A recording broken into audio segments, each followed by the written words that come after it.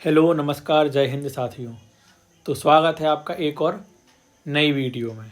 और आज हम लेके आए हैं प्रजनन तंत्र, जो आपको सभी परीक्षाओं में काम आएगा। जैसे MBPSC दे लो आप, UPSC, महिला सुपरवाइज़र, मतलब छोटे से लेके बड़े से बड़ा एग्ज़ाम भी अगर आप दे दोगे तो आपको इससे बाहर कोई भी क्वेश्चन नहीं दिखेगा। हमने इसमें NCERT बेस्ड, मतलब NCERT 7th 8th 9th 10th 12th तक की सारी बुकों का सारांश इसमें लेके आए हैं। और इसमें हम 150 प्लस MCQs और PYQ को भी हमने इसमें क्या किया है, शामिल किया है ना।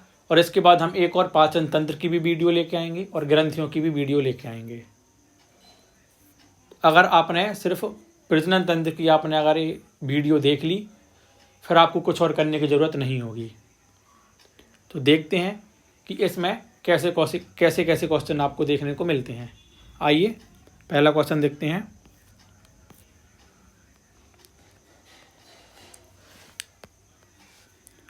पहला क्वेश्चन इसमें, भ्रूण का लिंग निर्धारण किसके द्वारा होता है। इसमें बोला गया कि जो भ्रूण होता है उसका जो लिंग होता है उसका निर्धारण किसके द्वारा होता है।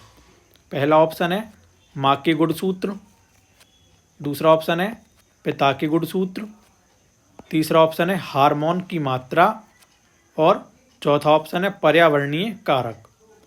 तो आप सबको पता होगा इसका आंसर क्या होगा, ऑप्शन बी, पिता के गुणसूत्र। तो आपको याद रखना है जो भ्रूण का जो लिंग का निर्धारण होता है वो किसके द्वारा होता है, पिता के गुणसूत्र के द्वारा होता है। अगला क्वेश्चन देखते हैं। भ्रूण किस द्रव्य में सुरक्षित रहता है।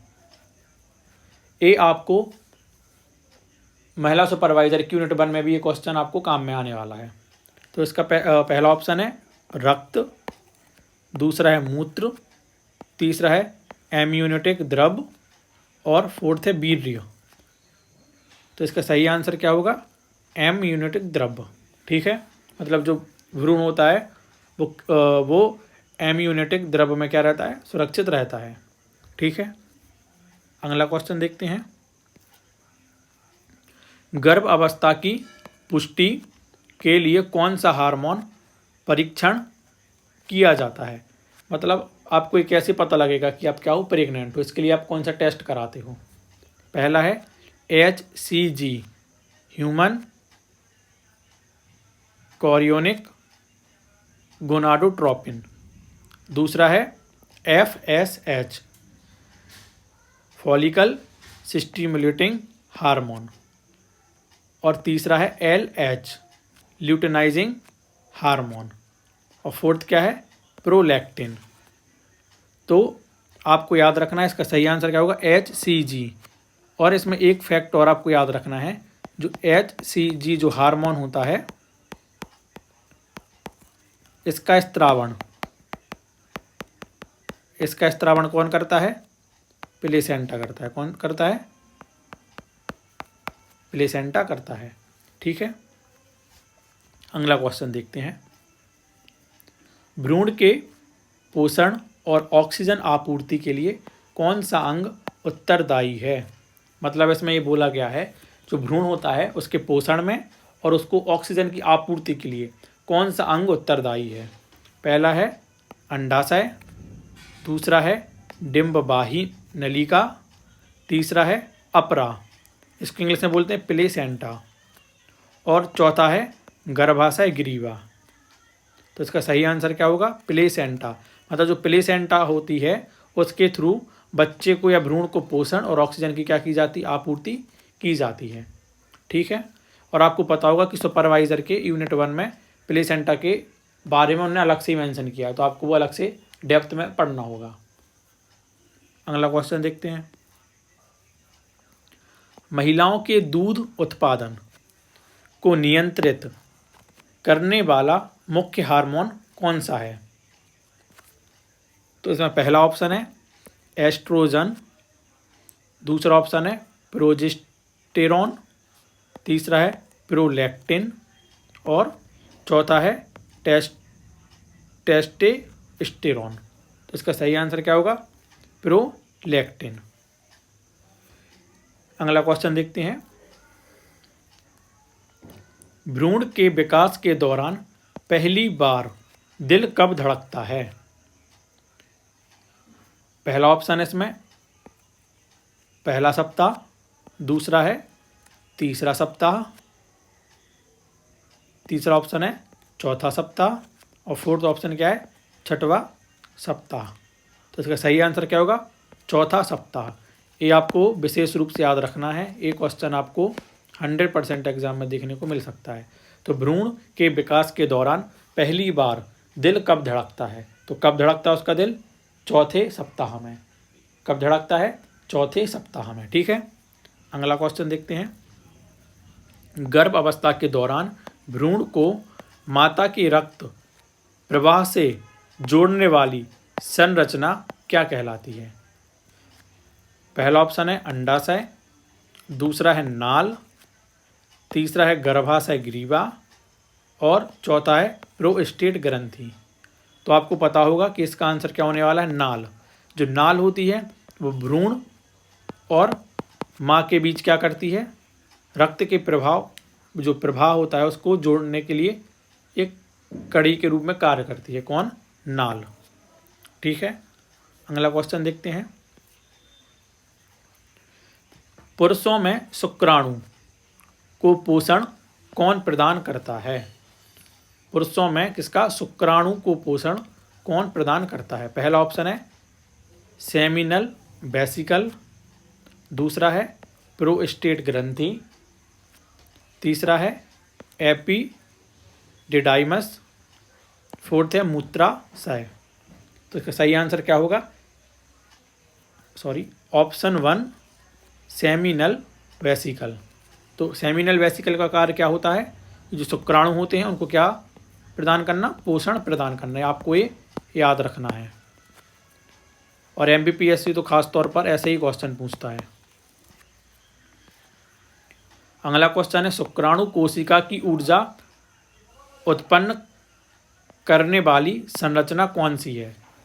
मतलब इसमें बोला है कि शुक्राणु कोशिका की ऊर्जा उत्पन्न करने वाली, मतलब शुक्राणु होता है ना, कोशिका होती है, उसके लिए ऊर्जा उत्पन्न करने वाली उसकी संरचना कौन सी? मतलब उसमें की भाग होते हैं, ऐसे स्पर्म होता है तो उसके भी भाग होते हैं, हेड, टेल है ना, मध्य का भाग, पूंछ है ना, ये सारे होते हैं।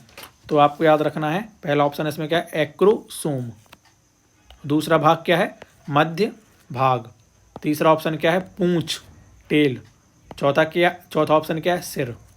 तो इसके ना वैसे तो मेन 3 भाग होते हैं, एक तो पहला हो गया इसका सिर, दूसरा हो गया मध्य भाग और तीसरा क्या हो गया? पूंछ। तो अगर आपसे पूछे कि ऊर्जा, तो ऊर्जा कौन देता है? बीच का भाग, मतलब मध्य वाला भाग क्या देता है? शुक्राणु कोशिका को ऊर्जा उत्पन्न कराने वाली संरचना है। ठीक है, चलो अगला देखें। अगला है शुक्राणु की गति को बढ़ाने में कौन सा पदार्थ सहायक है? अभी अपन ने क्या देखा था? ऊर्जा। ऊर्जा में अपन ने क्या देखा था? मध्य भाग। अपन को अब क्या देखना है? गति। तो अपन अभी इसका देख रहा आंसर क्या होगा। ठीक है, पहला ऑप्शन है ग्लूकोज, दूसरा फ्रक्टोज, तीसरा कैल्शियम, चौथा सोडियम।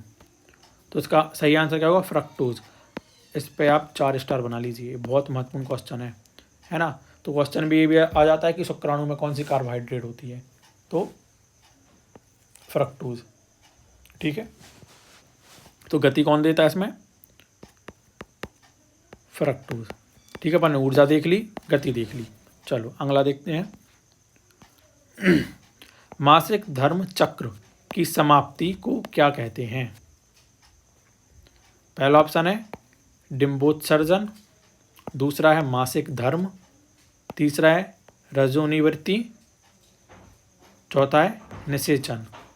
तो इसका सही आंसर क्या होगा? ऑप्शन सी रजोनिवृत्ति। ठीक है,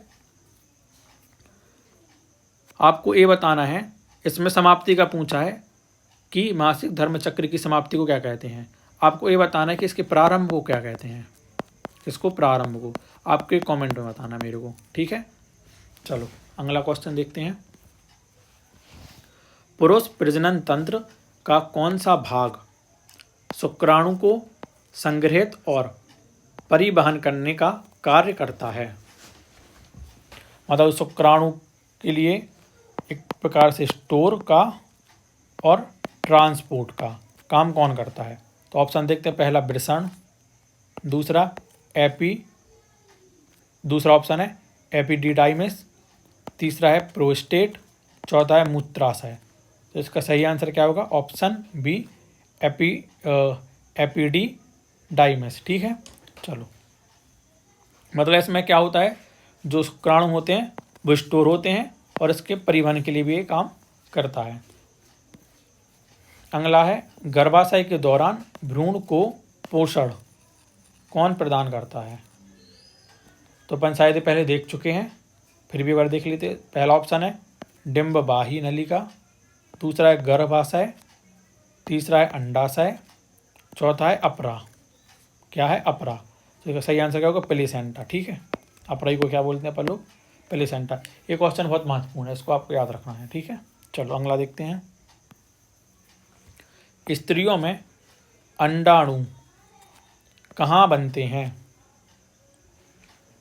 कहाँ बनते हैं अंडाणु? चलो देखते हैं। पहला ऑप्शन है गर्भाशय में बनते हैं क्या? दूसरा है डिंब ग्रंथि, ओवरी में बनते हैं क्या? तीसरा है डिंबबाही नलिका में बनते हैं क्या? चौथा है योनि द्वार में बनते हैं। तो कहाँ बनेंगे? डिंब ग्रंथि में बनेंगे। कहाँ बनेंगे? डिंब ग्रंथि में बनेंगे। ठीक है, चलो इसको इंग्लिश भी याद रख लेना, ओवरी बोलते हैं इसको। ठीक है, चलो अगला देखते हैं। पुरुषों में टेस्टोस्टेरोन हार्मोन का स्त्राव किस कोशिका द्वारा किया जाता है? शायद एक क्वेश्चन MPPSC प्री में आ चुका है, मेरे को लग रहा है शायद ये आ चुका है, या फिर इसको शायद ऐसा पूछा था कि एक निम्न में से कौन सी कोशिका पुरुषों में पाई जाती है, ऐसा कुछ क्वेश्चन आया था उसमें। तो ये महत्वपूर्ण क्वेश्चन है। ठीक है, चलो इसमें देखते हैं। पहला ऑप्शन है सार्टोली कोशिका, दूसरा है लीडिंग कोशिका, तीसरा है बी कोशिका, चौथा क्या है? T cell. ठीक है, या इसको टा नहीं बोलेंगे, इसको टी बोलेंगे, टी कोशिका है ना। तो इसका सही आंसर क्या होगा? टेस्टोस्टेरोन को जो हार्मोन है उसको स्त्राव कौन करता है? बहुत महत्वपूर्ण है, लीडिंग सेल। कौन करती हैं? लीडिंग सेल्स करती हैं। ठीक है, चलो अगला देखते हैं। महिलाओं में मासिक धर्म चक्र की अवधि औसतन कितनी होती है? पहला ऑप्शन है 21 दिन, दूसरा है 28 दिन, तीसरा है 32 दिन, चौथा है 40 दिन। तो कितने दिन की होती है? 28 दिन की होती है। ठीक है, चलो अगला देखें।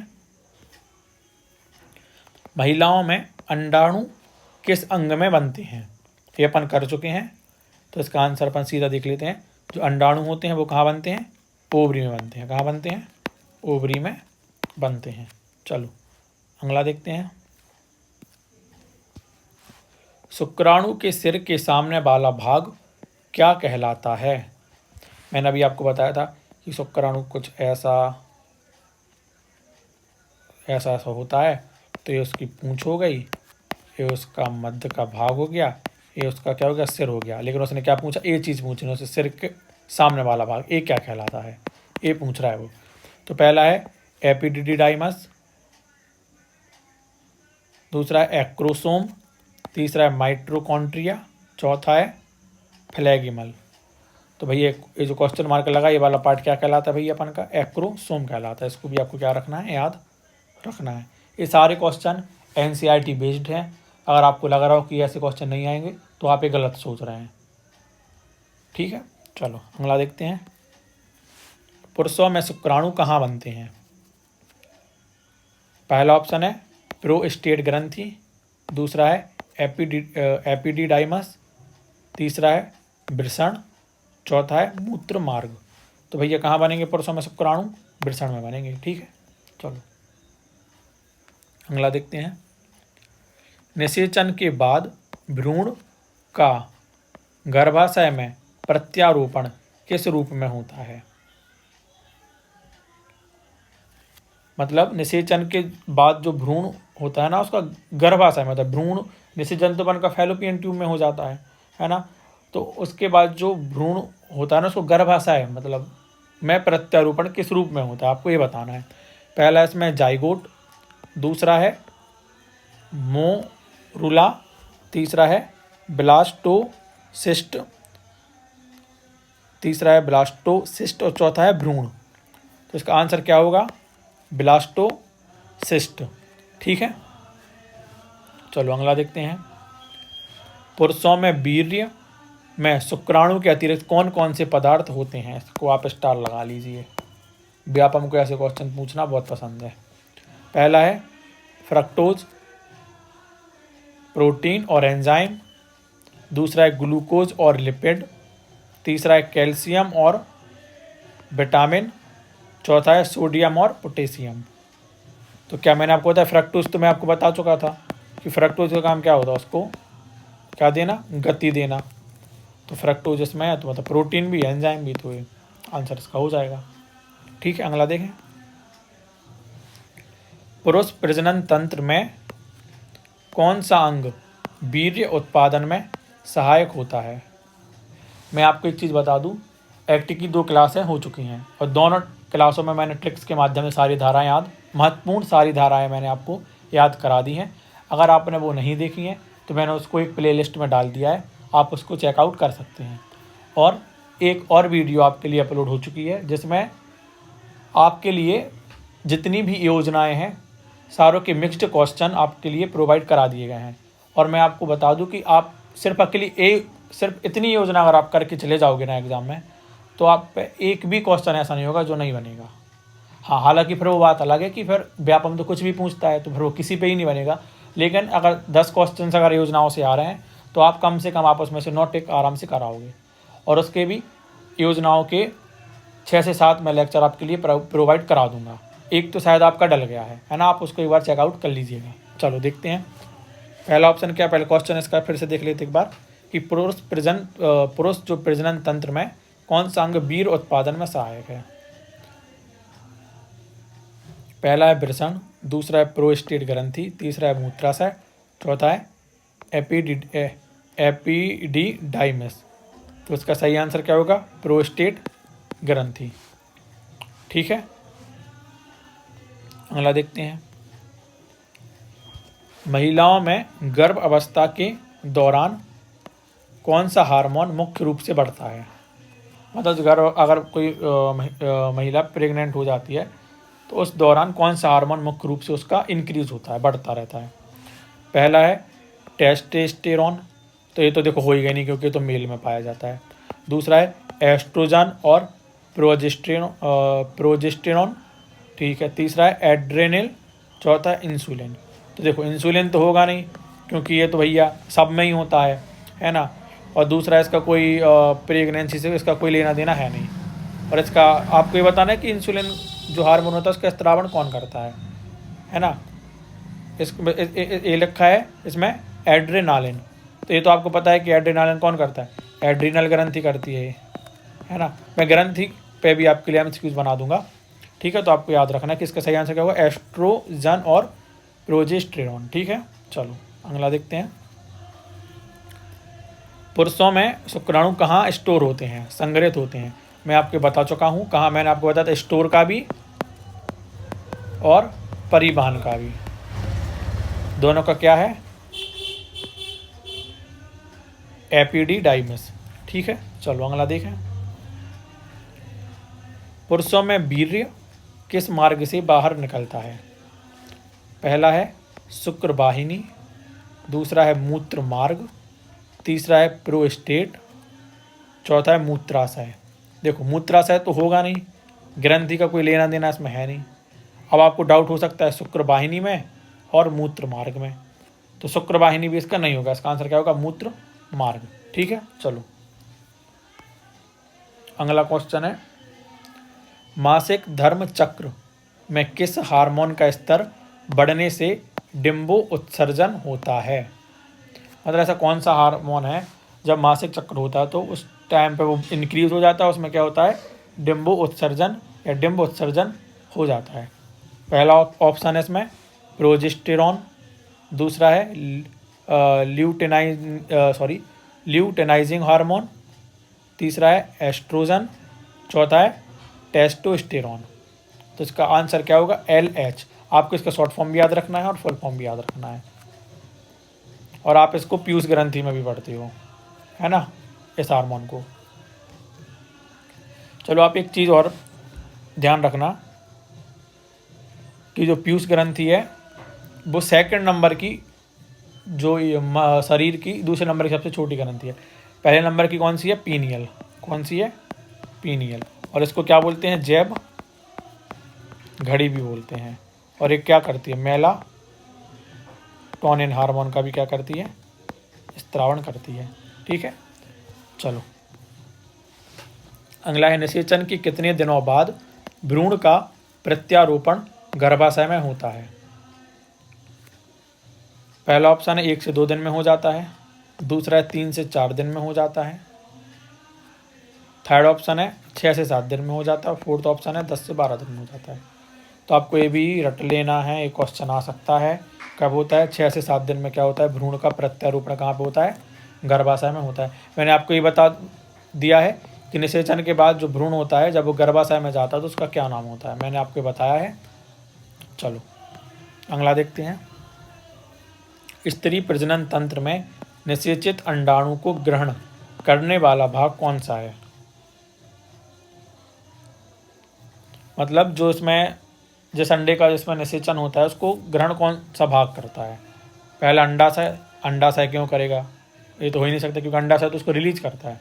ठीक है, दूसरा डिंबवाही नलिका, तीसरा है गर्भाशय, चौथा है योनि द्वार। तो देखो योनि द्वार होगा नहीं, नलिका तो होगी नहीं क्योंकि इसमें क्या बोल रहा है? वो ग्रहण का बोल रहा है। तो बचा क्या? गर्भाशय बचा, है ना। तो आप एग्जाम में ऐसे ऑप्शन को क्रॉस कर करके भी आप क्या कर सकते हो? सही आंसर तक पहुंच सकते हो। चलो अगला देखते हैं। गर्भाशय में भ्रूण को झटका और दबाव से बचाने वाला द्रव्य कौन सा है? मतलब इसमें बोल रहा है कि जो गर्भाशय में जो भ्रूण होता है उसको झटका, मतलब झटका ना लगे और कोई भी किसी प्रकार का दबाव उस पर ना पड़े, तो वो उसके लिए कौन सा द्रव्य जिम्मेदार है? मूत्र। भैया मूत्र कैसे होगा? ये तो गलती हो जाएगा। दूसरा है एम्यूनेटिक द्रव्य। चलो भैया देखते हैं। रक्त, तो रक्त तो इतना होता ही नहीं, तो ये भी कैसे हो गया? और वीर तो कोई होएगा ही नहीं इसमें, तो क्या होगा? एम्यूनेटिक द्रव्य। तो जो बोलते हैं ना लोग कि पेपर में कॉमन सेंस बेस्ड क्वेश्चन आ रहा है, तो वैसे ही है वो। आपको अलग समझ आएगा कि ये नहीं होगा, ये नहीं होगा, ये नहीं होगा, ये होगा, है ना। तो ऐसे क्वेश्चन भी आपको एग्जाम में देखने को मिलेंगे। चलो अगला देखते हैं। मासिक धर्म चक्र की समाप्ति को क्या कहते हैं? अपने देख चुके हैं, रजो निवृत्ति। चलो ठीक है, अगला देखते हैं। महिलाओं में गर्भाशय की दीवार को क्या कहते हैं? ये महत्वपूर्ण क्वेश्चन है। पहला है एपिडिडाइमिस, दूसरा है मायोमीट्रियम, तीसरा है एंडोमीट्रियम, चौथा है प्रोस्टेट ग्रंथि, है ना। तो इसका देखो ग्रंथि तो होगा नहीं, एपिडिमाइडिस नहीं होगा क्योंकि ये किस में होता है? मेल में होता है। अब बच्चों को कन्फ्यूज होगा कि इन दोनों में से ही होगा, तो आपको एक चीज़ याद रखना, मायो मतलब होता है इसमें मिडिल, तो जो बीच की होती है वो कहलाती है मायोमीट्रियम, है ना। और जो अंदर की होती है उसको क्या बोलते हैं? एंडो। क्या बोलते हैं? एंडो, है ना। तो इसका आंसर क्या हो जाएगा? एंडोमीट्रियम। चलो अगला देखें। स्तनपान को नियंत्रित करने वाला मुख्य हार्मोन कौन सा है? मतलब इसने बोला कि जो स्तनपान कराती है माँ, तो उसको नियंत्रित करने वाला हार्मोन कौन सा है? पहला है एस्ट्रोजन, दूसरा है, ये कर चुके हैं, ये तो कर चुके हैं। चलो आगे देखते हैं। भ्रूण का लिंग किस क्रोमोसोम के द्वारा निर्धारित होता है? पहला है XX, दूसरा है YY, तीसरा है XY, चौथा है XZ। तो क्या होगा बताइए? इसका आंसर क्या होगा? XY। ठीक है, चलो अगला देखें। अपन ने 34 क्वेश्चंस कर लिए हैं, है ना। चलो अगला, मानव शरीर में सबसे बड़ी कोशिका कौन सी होती है? बहुत इंपॉर्टेंट क्वेश्चन है, हर एग्जाम के लिए महत्वपूर्ण है, और ऐसे क्वेश्चन व्याप हम तो पूछते ही है ना। तो पहला ऑप्शन है यकृत कोशिका, लीवर सेल्स, दूसरा है नर्वस सेल, या तंत्रिका कोशिका, तीसरा है अंडाणु, चौथा है शुक्राणु। तो क्या होगा भैया इसका आंसर? अंडाणु। क्या होगा इसका? अंडाणु, है ना। चलो अगला देखें। अगला है पुरुषों में शुक्राणु कितने दिनों में पूरी तरह विकसित होते हैं? कितने दिनों में मतलब जो शुक्राणु होते हैं वो विकसित होते हैं? पहला ऑप्शन देखते हैं 24 घंटे में, दूसरा है 7 दिनों में, तीसरा है 64 दिनों में, चौथा है 90 दिनों में। तो इसका आंसर क्या होगा? 64 दिन में। कितने दिन में विकसित होते हैं? 64 दिन में विकसित होते हैं। चलो अगला देखें। डिंब उत्सर्जन मासिक धर्म चक्र के किस दिन होता है? महत्वपूर्ण है ये। जितना भी प्रेग्नेंट लेडी से संबंधित आपको दिख रहा है वो आपको सारे महत्वपूर्ण है। पहला ऑप्शन है 5वां दिन, दूसरा है 10वां दिन, तीसरा है 14वां दिन, चौथा है 28वां दिन। तो क्या है इसका आंसर? 14वां दिन। कौन सा दिन? 14वां दिन। ये आपको याद रखना है ना। चलो अगला देखें। निषेचन कहाँ होता है? क्या बोला उसने? निषेचन कहाँ होता है? पहला है गर्भाशय में, दूसरा है अंडाशय में, तीसरा है डिंबवाही नलिका मतलब फैलोपियन ट्यूब, चौथा है योनि द्वार। तो कहाँ होता है निषेचन? डिंबवाही नलिका में होता है। ये भी बहुत महत्वपूर्ण क्वेश्चन है, शायद ये भी शायद हमें पीएससी ने पूछ लिया है ना। तो आपको याद रखना है कि ये क्वेश्चन रिपीटेड है और PYQ भी है ना। चलो निषेचन कहाँ होता है? ये तो हो गया ना, हो गया है, सॉरी। चलो अगला देखें। गर्भाशय ग्रीवा का कार्य क्या है?